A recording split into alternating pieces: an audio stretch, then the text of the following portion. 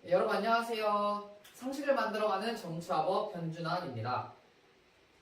작년에 우리 통서 시간에 이 사회계약서를 아주 간략하게 언급을 했었는데 올해는 이 사회계약서를 조금 더 깊이 있게 배워둘 거야. 이 사회계약설이 정치 사상에서, 정치 역사에서 굉장히 중요한 역할을 해요. 자, 그 전까지는 국가가 그냥 존재하는 걸로 봤어요. 국가는 개인과 관계없이 그냥 존재하는 걸로 봤어. 근데 이 사회계약서로 인해서 사람들이 드디어 이 국가의 성립에 기여하는 게 나라는 거, 개인이라는 거, 이 국가를 살아가고 있는 우리라는 거를 깨닫게 해준 사상이에요. 자, 그래서 우리 사회계약서를 그만큼 중요하기 때문에 조금 더 깊이 있게 한번 공부해 보도록 하겠습니다. 자, 우선 사회계약설의 뜻부터 보도록 할게요. 사회계약설이라 하면 간단하게 이야기했을 때 이렇게 정리할 수 있어요. 자, 사회계약설, 이 사회 또는 이 국가라는 게 그냥 단순히 뿅 존재하는 게 아니라 그냥 어느 순간 존재하는 게 아니라 누가 만든 거야? 그 국가를 살아가고 있는 사람들이 만든 거예요. 사람들이 직접 국가를 만들었어. 근데 뭐를 통해? 계약을 통해. 사람들이 서로 약속을 맺고 계약을 맺어서 그제서야 국가가 만들어졌다라고 보는 게 사회계약설입니다.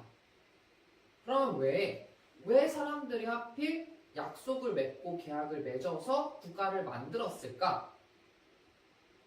그건 개인의 자연권을 보장하기 위해서야 라고 주장합니다. 개인의 자연권이라는 건 법이나 국가가 없어도 보장되어야 하는 너무너무 중요한 권리. 우리가 인권의 특징 중에 하나를 자연권이라고 얘기해요. 그러니까 아주 자연적으로, 태어나자마자부터 자연적으로 주어지는 이 중요한 권리를 보장하기 위해서, 보호하기 위해서. 그래서 사람들이 계약을 맺자는 거지. 계약을 맺어서 국가를 만들면 그 국가 안에서 우리의 자연권이 조금 더 쉽게 보장되지 않을까라고 생각했다는 거야. 이해돼요? 자, 이게 사회계약설의 아주 간단한 한 문장으로 정리를 한 거고, 사실 사회계약설은 여러 학자들이 주장했고 그 학자들마다 그 내용이 조금씩 달라요. 그래서 우리는 이 사회계약설을 주장한 3명의 대표적인 학자를 공부할 거예요. 그 학자의 구체적인 내용을 학습해 볼 겁니다. 오른쪽에 표로 넘어와서 볼게요. 일단 학자 이름부터 한번 정리를 해보자면 홉스라는 사람이 있고요. 그 다음에 로크라는 사람이 있고요. 루소라는 사람이 있어요. 자, 이 3명의 사람이 사회계약설을 어떤 식으로 주장했는지 선생님이랑 표로 한번 조금 심도 있게 공부해 보도록 하겠습니다. 자, 우리가 각 학자의 주장을 5가지 어떤 카테고리로 공부를 해볼 거야. 어떤 카테고리냐면 첫 번째로 인간의 본성은 뭘까? 인간은 본래 어떤 특성을 가지고 있을까? 인간이란 어떤 존재일까에 대해서 3명의 학자의 시선이 달라요. 3명의 학자가 주장하는 내용이 달라요. 자, 두 번째로 국가나 법이 없을 때 이 본성을 가진 인간은 어떤 상태를 만들어낼까? 자, 그걸 우리 자연 상태라 그래요. 자연 상태는 국가랑 법이 없는 상태야. 그런 국가랑 법이 없을 때 이 인간의 본성대로 살아간다면 어떤 결과가 나타날까? 어떤 상황이 나타날까? 자, 여기에 대해서도 당연히 학자들의 의견이 갈리겠죠. 왜냐면 본성을 다르게 보니까. 자, 그러면 이러한 자연 상태에서 인간에게 가장 중요한, 너무나도 중요해서 자연스럽게 보장되어야 하는 권리를 이 학자들은 뭘로 봤을까? 그걸 자연권이라고 하죠. 자연권에 대한 내용도 살펴보도록 하겠습니다. 자, 그리고 나서 이 자연권을 보장하기 위해 사람들이 계약을 맺게 되는데 그 계약의 내용이 구체적으로 어떤지 우리 사회계약의 내용을 살펴볼 겁니다. 그리고 이렇게 사회계약을 맺어서 만들어낸 국가, 계약을 통해 만들어낸 국가가 어떤 식으로 실제 운영되는지 그 사람들이 생각하는 정치 사상, 정치의 모습은 어때야 되는지 정리하면서 마무리 짓도록 하겠습니다. 그죠? 자, 그러면 우리 홉스부터 차근차근 가볼게요. 자, 홉스는 일단 개인의 본성, 인간의 본성을 뭘로 보냐면 자기 보존을 추구하는 사람이라고 봐요. 자기 보존을 추구하는 존재라고 봐요. 말이 조금 어려운데 자기 보존이라는 건 결국 스스로를 보존하는 거야. 스스로를 보호하고 스스로가 계속 살아갈 수 있게 하는 거야. 즉 우리가 우리의 생명을 보호하고 우리의 생명을 가지고 살아갈 수 있기를 그걸 추구하는 것을 이 인간의 본성이라고 봐요. 그런 인간이 법이나 국가가 없을 때 어떤 상황을 만들어낼까? 자, 홉스는요. 만인의 투쟁 상태가 나타난다라고 봐요.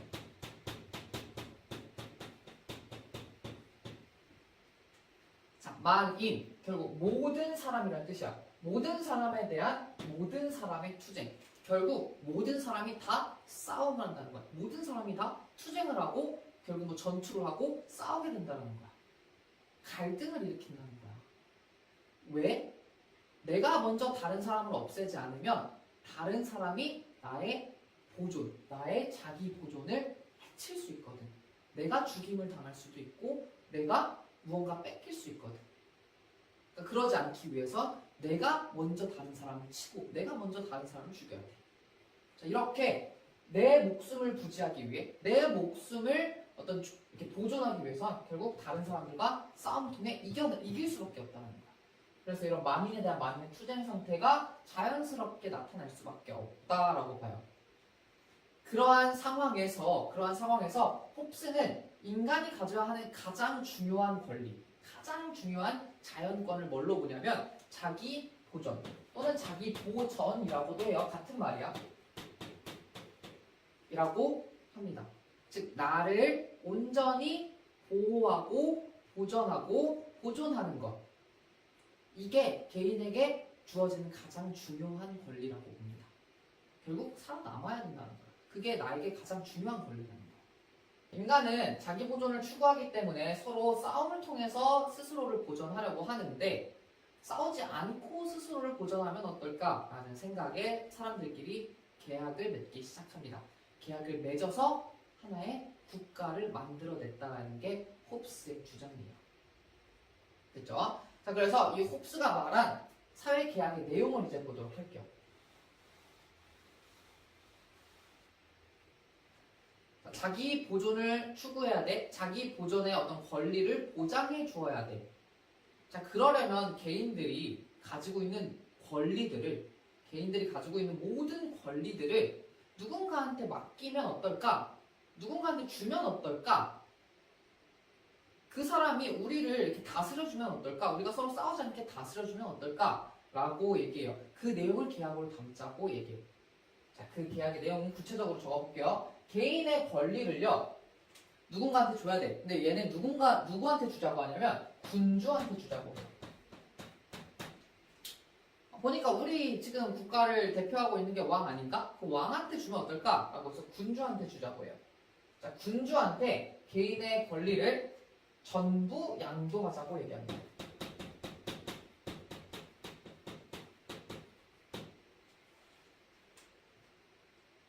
우리가 가진 모든 권리를 저 왕한테 주고 그 왕에 의해 우리 국가를 통치되게 하면 어떨까? 그러면 괜찮지 않을까? 우리가 싸워서 뭔가 누군가 다른 사람의 자기 보존을 해친다면 그 왕이 나서서 이걸 제재해주고 처벌해주면 되잖아. 그럼 우리가 조금 더 안심하고 살아갈 수 있잖아 라고 주장해요. 자, 그러니까 개인의 모든 권리가 왕한테 갔어. 국가를 살고 있는 모든 권리가 왕한테 갔어. 그러니까 이 왕의 권력이 어떨까? 굉장히 강해지겠죠. 국민들의 모든 권리를 다 한 몸에 받았기 때문에 권력이 아주 막강해지게 될 거야. 그죠? 그래서 이때 나타난 정치사상, 이 홉스의 주장대로 나타난 정치사상 뭐냐면 절대 군주제입니다.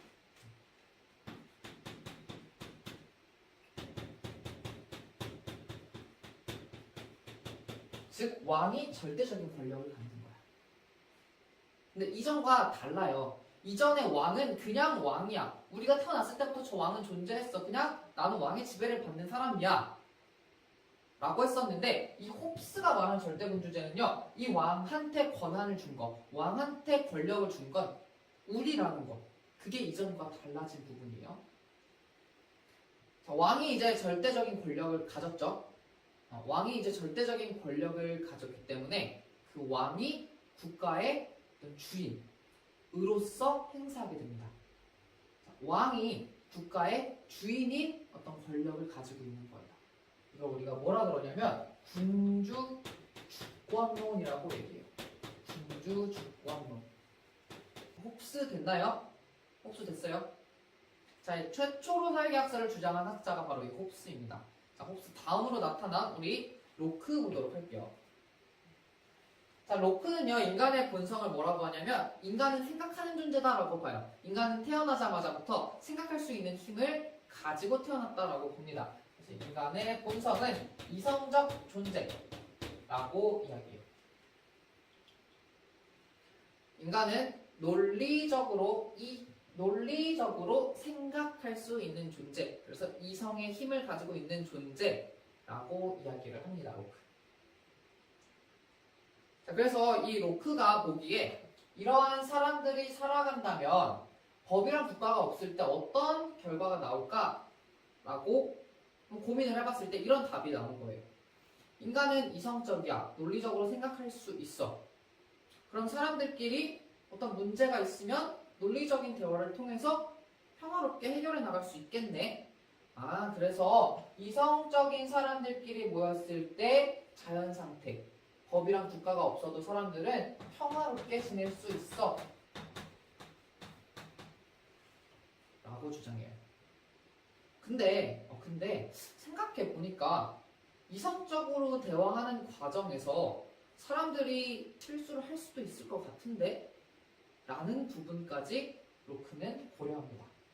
우리도 생각해봐. 선생님이랑 학생이랑 또는 친구들끼리 대화하다가 대화로 문제를 막 해결해 나가는 과정에서 뭐 예를 들어 누군가 거짓말을 했어. 또는 뭐 누군가 감정적으로 갑자기 이렇게 흥분을 해요. 자, 그러면 이 이성적인 대화에 균열이 생기죠.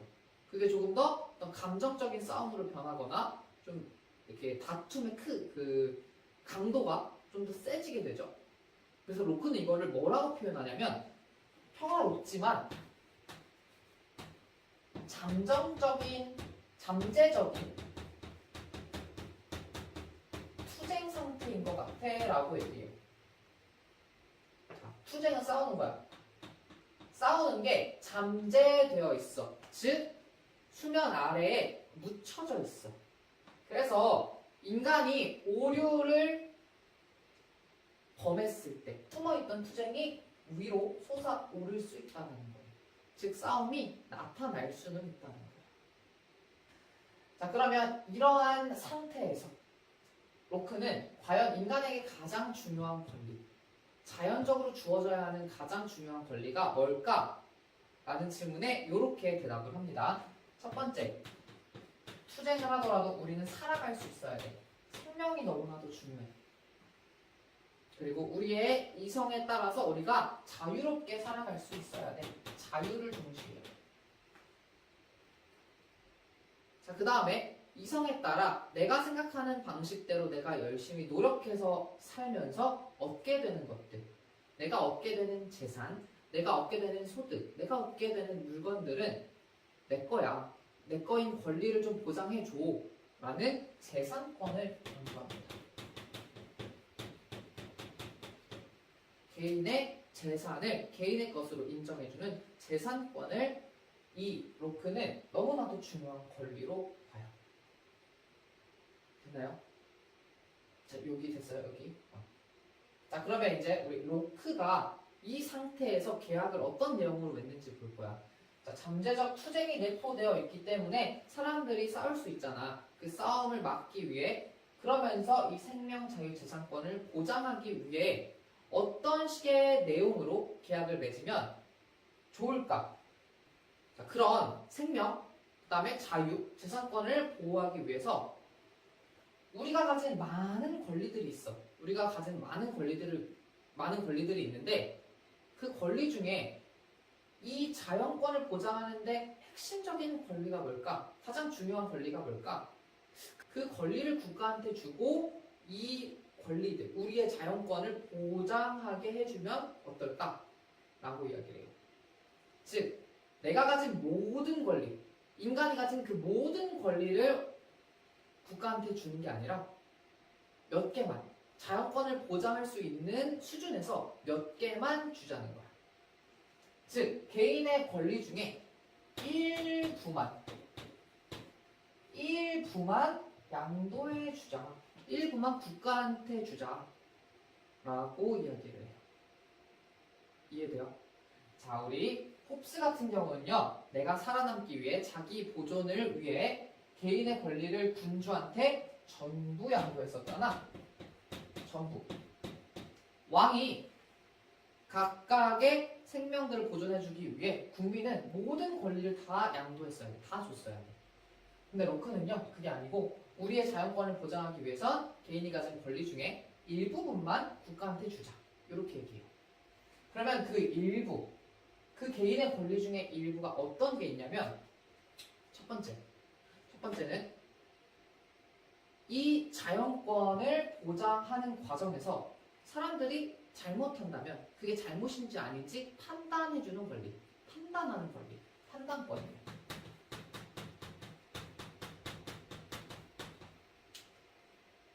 우리의 자연권을 자연권을 보장해주는 과정에서 네가 잘못했는지 안 했는지를 판단하는 권리, 그것도 개인이 가질 수 있는 권리죠.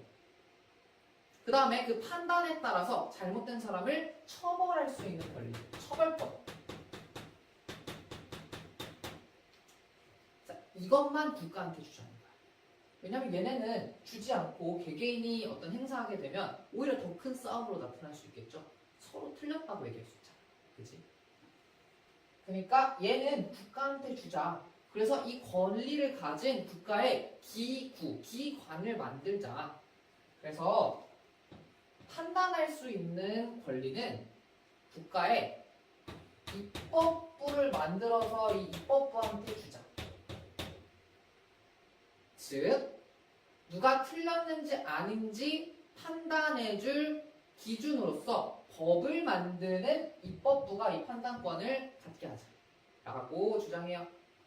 두 번째, 그러면 그 법에 따라 처벌하는 건 누가 할까? 행정부가 하자라고 얘기해요. 나라를 운영하는 게 결국 행정부죠. 이 당시 이제 사법부의 개념이 살짝 없었어. 그래서 행정부가 법에 따라서 잘못된 사람들을 처벌하자라고 이야기를 해요.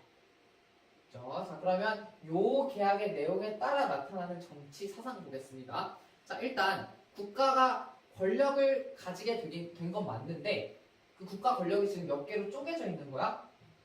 두 개의 개인 권리를 받았으니까 두 개로 쪼개져 있죠. 얘를 이권 분립이라고 얘기해요. 이권 분립.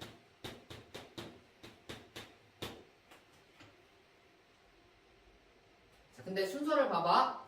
누가 잘못했는지 판단하는 법을 입법부가 만들고 그 법에 따라 행정부가 처벌하는 거잖아. 그래서 먼저 법을 만드는 입법부를 조금 더 높은 위치라고 봅니다. 즉 입법부가 행정부보다 우위에 있다라고 봐요. 조금 더 높은 위치에 있다라고 봐요. 자, 두 번째. 자, 이렇게 입법부와 행정부를 통해 나라를 운영하기 위해, 국가를 운영하기 위해선 자, 사람들이 여기서 일할 사람들을 뽑아야 되는 거야. 자, 이제 왕한테 주는 게 아니라요. 이 입법부와 행정부에서 일할 대표를 시민 중에 뽑자라고 이야기해요. 자, 이렇게 대표를 뽑아서 국가를 운영하게 하는 거. 이걸 뭐라 하냐면 대의제라 그래요. 대의제. 자, 세 번째. 결국 이 대표를 뽑아주는 사람이 필요한 거잖아. 이 지금 제도 안에서는. 대의제가 제대로 구성되기 위해서는요, 이 대표를 뽑아주는 사람들이 중요해요. 누가 대표가 될지 몰라. 그 대표가 누가 되는지는 결국 국민들이 직접 결정하는 거야. 그치? 그래서 국가의 주인, 대표를 통해 국가를 운영할 수 있게 만들어주는 그 주인은 국민이라는 인식이 생겨요. 그걸 우리가 국민 주권론이라고 얘기합니다.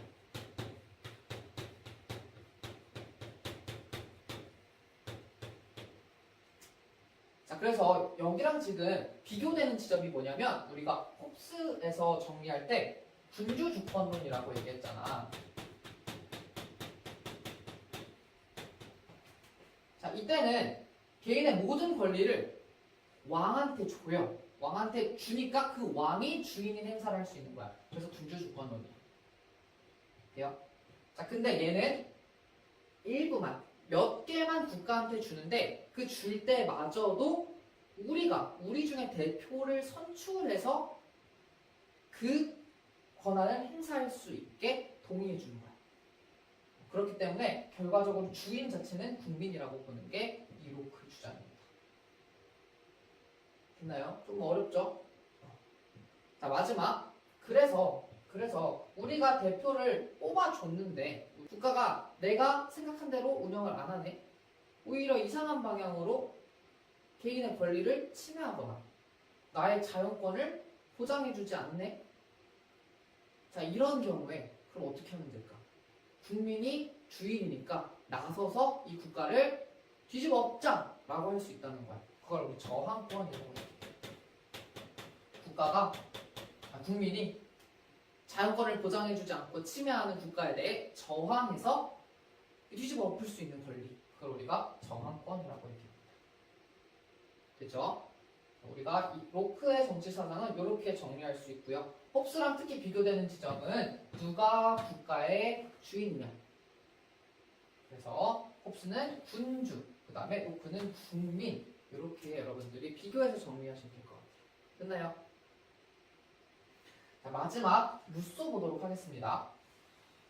자, 루소도 일단 인간의 본성부터 볼게요. 과연 인간은 어떤 존재인가에 대해서 루소는 이렇게 이야기를 해요.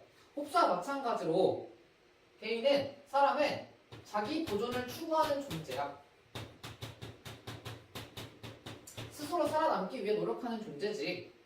그래서 이기적으로 살아남는 거 인간의 본성이 맞아 라고 얘기해. 근데 과연 그런 특징만 있을까? 살아남기 위해서만 노력하는 존재일까? 아니야. 왠지 인간은 다른 사람들과 함께 살아가면서 그들에 대한 동정심을 가지고 있는 존재인 것 같아 라고 봐요. 그래서 타인에 대한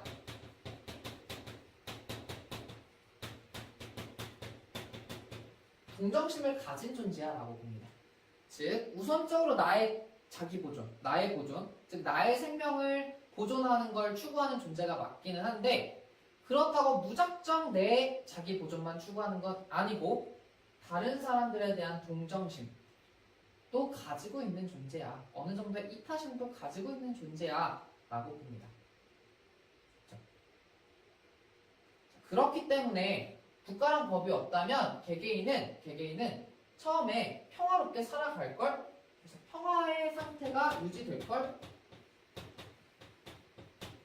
이라고 봐요. 근데 이제 소규모의 어떤 집단이 점차 커지면서 인구가 많아지고 그 다음에 인구가 많아지면서 스스로 더 잘 살기 위해 노력하며 사유재산, 내가 소유한 재산들이 생기게 되며 그 재산을 많이 가진 사람들이 생길 거고 적게 가진 사람들이 생길 거라고 보죠. 즉 사회에 불평등이 발생한다고 봐요.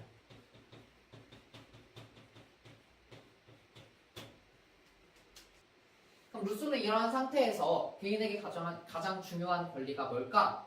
라고 했을 때 일단 자유. 결국 자유롭게 살아가는 거 너무 중요해. 근데 너무나도 심한 불평등이 있다면 자유롭게 살아가는 것조차 어렵지 않을까? 그래서 평등이라는 권리도 강조합니다. 자, 루소는 자유롭게 살아가는 걸 중시하지만 결국 평등의 어떤 권리가 보장되어야 자유롭게 살아갈 수 있다고 보기 때문에 이 평등도 자연권의 내용으로 포함을 시킵니다. 됐나요? 자, 그러면 이러한 상태에서 개인들이 이 자유와 평등을 보장하기 위해 어떤 계약을 맺는지 볼게요. 자, 루소는 이런 중요한 자연권을 보장하기 위해서 개개인이 가진, 국민들이 가진 자신의 권리를 국가한테 넘겨주지, 별도의 국가한테 넘겨줄 필요가 없다고 봐요. 굳이 넘겨줄 필요가 없다고 봐. 그걸 뭐라고 하냐면 개인의 권리를 양도할 수 없다. 즉 양도가 불가능하다라고 봐요. 그러니까 이건 홉스 로크랑 비교해서 이해하는 게 좋아요. 홉스랑 로크는요, 자연권을 보장하기 위해서 국가에 그 자연권을 보장해주는 어떤 대신 보장해주는 존재가 있죠. 홉스는 그게 왕이고요. 로크는 그게 대표자였어. 입법부와 행정부에서 일하는 대표자들이었어. 그죠? 근데 루소는요, 그렇게 개인들이 계약을 맺은 다음에 그 자연권을 보장해주기 위한 별도의 사람이 필요하다. 그 사람들한테 우리의 권리를 양도해줘야 된다. 라고 보는 게 아니라 국가를 만들기 위해 계약을 맺은 국민들이 자기 스스로 직접 그 자연권을 보장해야 된다라고 봐요. 이게 무슨 소리야? 자, 국가라는 걸 국민들의 계약을 통해 만들었잖아. 그치? 그럼 여기에 별도의 대표 또는 별도의 왕이 필요 없이 국민들이 결국 그 국가의 모든 일을 함께 운영함으로써 자신들의 자연권을 보장하자는 거야. 그러려면 어떻게 해야 될까? 자, 이 국가를 살아가고 있는 국민들이 서로의 계약을 통해서 국가를 만들어냈어. 그리고 이 국가 내에서 스스로의 자연권을 스스로가 보장해야 돼. 그러면 이 사람도 이 사람의 자유와 평등이 중요하고 이 사람도 이 사람의 자유와 평등이 중요해. 이 모든 사람의 자유와 평등을 이 각각의 개인이 보장하려면 어떻게 해야 될까? 나의 이익만 추구하면 되겠니? 자, 이 사람이 나의 자유와 평등만 추구하게 되면 이 사람의 자유와 평등 보장해줄 수 있을까? 없겠죠? 즉 모든 국민이 함께 모여서 우리의 자연권을 보장해 주려면 이 모든 개개인이 국가 전체의 이익을 고려해야 된다고 봐. 나만의 이익이 아니라 다른 사람들과 함께 살아가는 이 국가 전체의 이익을 고려해야 이 모든 사람들의 자유와 평등이 보장된다고 보는 거야. 그걸 루소는 뭐라고 얘기하냐면 그렇게 나만이 아니라 이 국가 전체를 고려하는 걸 뭐라 그러냐면 일반 의지라고 그랬어.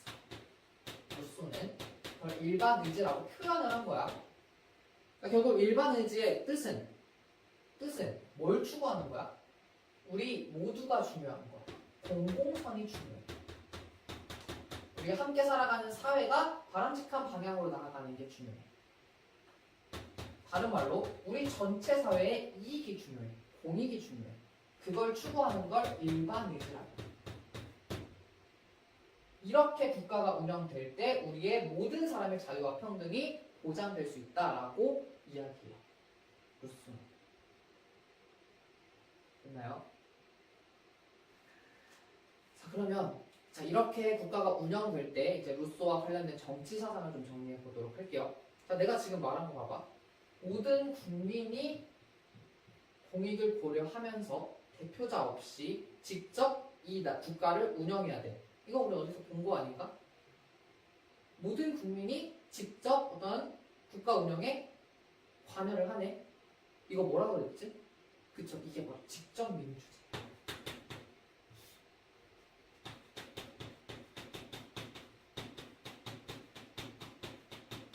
자, 국민들이 직접 공익을 추구하며 국가를 운영하는 것. 직접 민주제. 우리 고대 아테네 시기의 민주정치의 특징에서 공부했었죠. 그래서 이 루소의 계약 내용에 따르면 직접 민주제라는 어떤 정치 사상이 도출될 수 있습니다. 자, 두 번째로 자, 결국에 이 국민들이 서로 모여서 국가를 운영하는 거죠. 그러니까 이 국가를 운영하는 주인 자체가 국민이야. 그래서 얘도 마찬가지로 주인인 권리는 국민한테 있다고 봐요. 즉 국민 주권론을 주장하게 됩니다. 됐나요? 자, 그럼 얘를 이제 비교해 보자면 얘는 모든 국민이 직접 나서서 국가를 운영해. 자, 로크는요 대표를 뽑아서 국가를 운영해. 그래서 우리 얘를 대의제로 정리했었어. 자, 요게 하나의 또 비교 포인트가 되겠죠. 그죠? 자, 그 다음에 과연 국가의 주인은 누구인가에 대해서 루소는 국민이라고 봤어. 로크는요? 그쵸, 마찬가지로 국민으로 봤었죠. 그래서 얘도 국민 주권론. 홉스는요? 군주로 봤었어요. 그래서 얘는 우리가 군주 주권론이라 그랬어. 그래서 우리가 요렇게 두 개를 또 비교할 수 있겠네요. 이 두 개는 묻고요. 홉스와의 차이점. 이 되겠죠. 됐나요? 자, 요렇게 해서 우리 사회계약서를 좀 마무리 지어보도록 하겠습니다. 자, 어려우니까 반드시 꼭꼭 복습해 주시고요. 이해 여기 꼭 하셔야 됩니다. 자, 자연스럽게 현대사를 넘어가 볼게요. 자, 이렇게 참정권 확대 운동이 발생을 하면서 참정권이 확대가 됐고요. 결국 모든 사람들한테 참정권이 확대되면서 보통선거가 확립되게 돼요. 보통선거가 확립되게 돼요. 보통선거가 뭐냐면 일정 연령 이상에게, 일정 연령이 지난 모든 사람들에게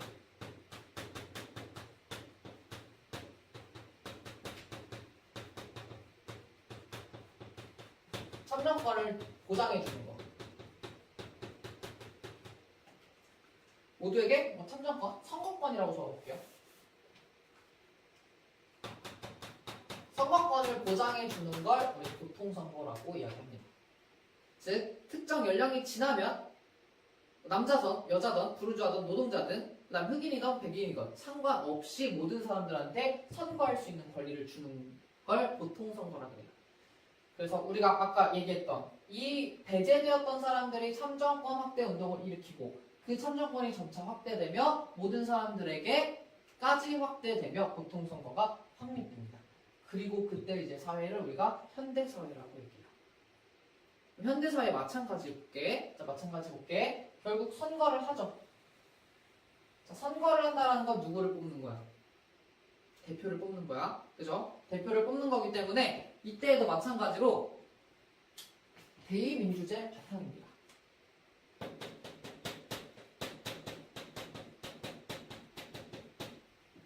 자, 근데 이 대의민주제를 오랜 시간 하다 보니까 문제점이 있네라는 걸 발견하게 돼요.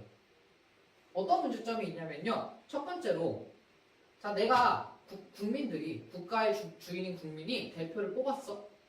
근데 이 대표가 뽑히고 나서 국민을 위하지 않네. 뭔가 국민들의 이익을 막 이렇게 대표할 것처럼 이야기를 했는데 뽑아놓고 나니까 자기의 이익만 추구하고 오히려 국민의 이익을 제대로 보장해주지 않네. 이런 문제가 자주 나타났다는 거야. 자, 어떻게 정리할 거냐면요. 대표가 국민의 의사를 제대로 반영하지 않아.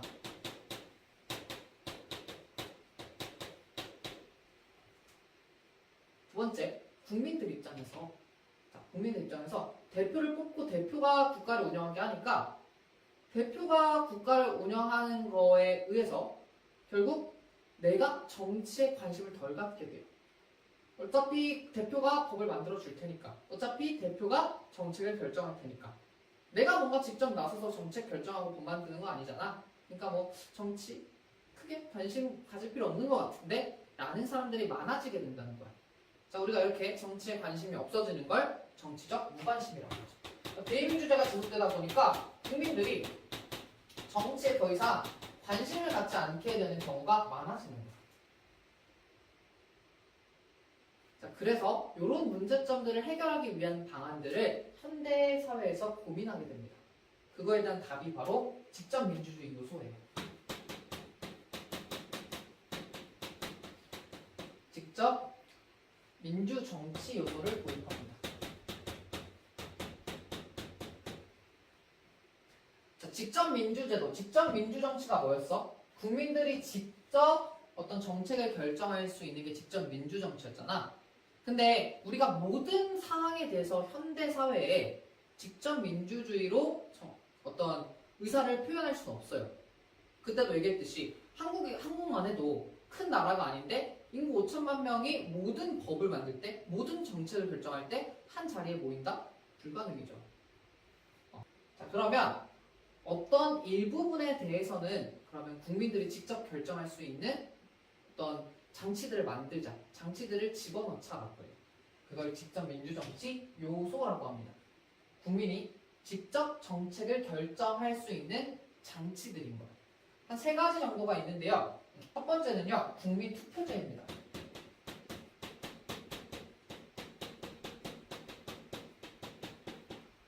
자, 국민투표제는 말 그대로 국민이 투표를 하는 거야. 자, 대표를 뽑는 거에 대해서만 투표를 하는 게 아니라요, 국가를 실제로 운영하는 정책을 만드는데도 국민이 투표를 할 수 있게 하자는 거야. 근데 너무 많은 정책을 국민투표로 하면 말이 안 되겠죠? 자, 그래서 이 국민투표제로 투표할 수 있는 사안이 몇 개 없어요. 우리나라 헌법에서는요, 두 가지만 보장하고 있습니다. 첫째, 헌법 개정안.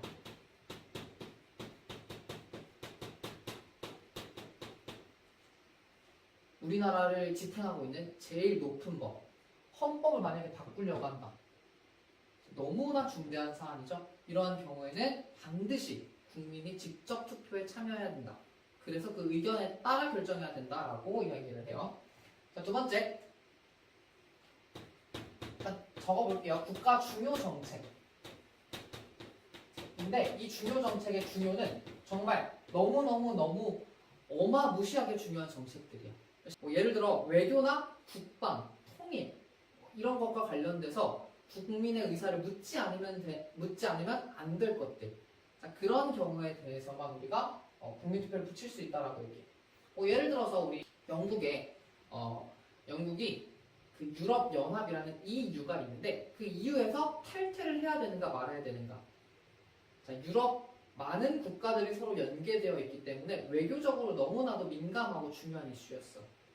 이거에 대해서 영국 대표가 단독으로 결정할 게 아니라 국민들의 의사를 충분히 반영하고 국민들이 직접 투표로 결정할 수 있게 하자. 그래서 국민투표를 실제로 영국에서 실시를 했었습니다. 아주 근소한 차이로 탈퇴를 해야 된다. 이런 결론이 나왔었죠. 자, 두 번째는요, 국민 소환제입니다.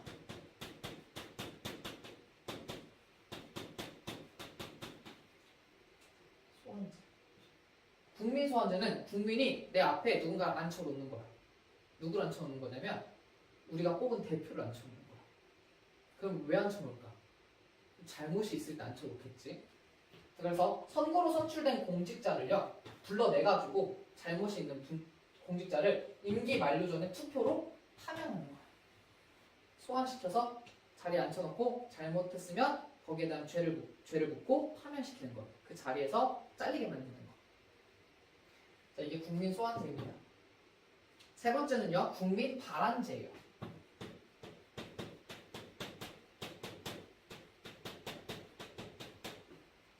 국민 발안제는 무슨 뜻이냐면 국민이 직접 헌법을 바꾸고 싶을 때 헌법 개정안 이런 식으로 헌법을 개정하고 싶어라는 안건, 계획 또는 법률안 이런 식의 법을 만들고 싶어라는 법률 계획 안건을 직접 국가에 제출하는 것. 이걸 국민 발안제라고 해요. 그러니까 이런 것들이 즉 도입이 된다면 국민들이 더 이상 정치에 무관심하지 않고 나도 진짜 법 만들 수 있네. 내가 뽑은 이 사람 내가 파면시킬 수 있네. 조금 더 직접적으로 정치에 참여할 수 있는 어떤 정치적 효능감이라 그러는데 내가 정치적으로 실제로 어떤 능력을 발휘할 수 있다라는 생각을 갖게 되겠지. 그러면서 이런 문제점이 해결될 수 있지 않을까라는 거죠. 근데 실제로 현재 우리나라에서는요. 국민투표제만 있고요. 국민소환제랑 국민발안제는 우리나라에는 없습니다. 참고로 요거까지 몰라도 되는데 국민투표제는 우리나라 헌법에 보장되어 있지만 현재 이 국민투표를 실시할 수는 없는 상황이에요. 헌법 불합치 결정이 나서 실제로는 수행이 불가능한 상황입니다. 우리 이렇게 해서 민주주의 발전 과정을 정리해봤어요. 여러분 긴 시간 수고하셨고요.